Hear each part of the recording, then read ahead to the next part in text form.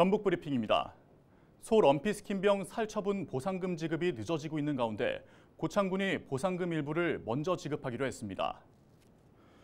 고창군은 국도비 살처분 보상금 지급 지연으로 고통을 겪는 농가 부담을 완화하기 위해 예비비를 투입해 보상금 일부를 선지급하기로 했다고 밝혔습니다. 이와 함께 추후 국도비 살처분 보상금도 지급할 계획이라며 정책자금 상환기간 연장과 이자 감면 등을 지원한다고 전했습니다. 고창 지역에는 지난달 30일을 시작으로 총 12건의 럼피스킨병이 발생했습니다. 정부가 내년 1월 27일부터는 50명 미만 사업장에도 중대재해처벌법을 적용함에 따라 임실군이 대책 마련에 나섰습니다. 임실군은 지역의 소규모 사업장을 대상으로 스스로 위험성 평가를 통한 재해 예방 체계를 갖출 것을 당부했습니다. 위험성 평가 절차로는 자료 수집 등 사전 준비와 현장 점검을 통한 위험 요인 파악, 위험성 감소 대책 수립과 실행을 제시했습니다. 임실군은 자체적인 교육과 상담도 계획하고 있습니다. 내년부터 중대재해처벌법 시행 확대를 앞두고 모든 사업장에 사고 예방과 안전문화 확산이 이루어질 수 있기를 바랍니다. 최근 노동자가 일터에서 사고로 목숨을 잃는 사건이 끊이지 않으면서 대책을 세워야 한다는 목소리가 높아지고 있습니다. 그로 인해 몇 년 전 만들어진 중대재해처벌법이 다시금 주목을 받고 있는데요.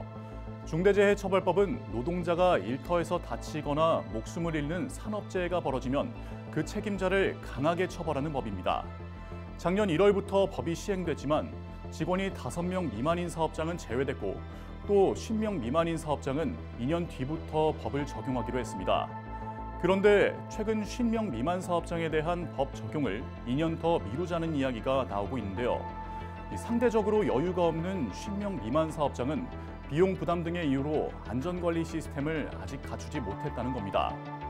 중소기업들은 법 시행에 맞춰 대비하려 해도 법안이 구체적이지 않아 어려움이 많다고 합니다. 노동계는 법 적용을 미루면 안 된다며 강하게 주장하고 있습니다.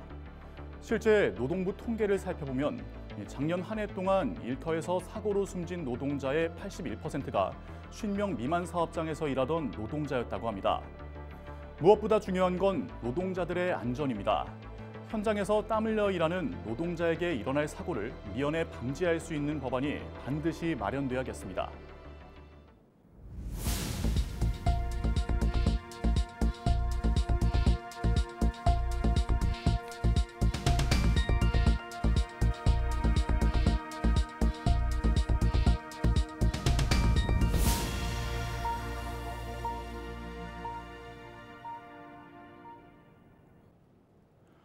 남원시가 전기차 충전소에 도로명 주소가 적힌 사물 주소판을 설치했습니다. 남원시는 2021년도부터 버스 정류장 등에 도로명 주소를 알 수 있는 주소판을 설치해 왔다며 올해도 전기차 충전소 47곳에 사물 주소판을 설치했다고 밝혔습니다. 사물 주소판 설치로 시민들에게 시설의 정확한 위치를 안내하고 긴급 상황 발생 시 안전 확보에 크게 기여할 것으로 기대합니다. 김제시가 전봇대를 옮겨 설치하는 데 든 행정비용에 부과된 부가가치세 4,700여만 원을 환수했습니다. 지난 2018년부터 4년 동안 부과된 부가가치세 5건에 대해 국세청, 한국전력공사 등과 협의 끝에 이뤄진 겁니다. 김제시는 공익사업에 따른 지장전주 이설 공사비는 부가가치세 부과 대상이 아니라는 감사원 심사 결정과 국세청 유권 해석에 따라 환수를 추진했다고 밝혔습니다.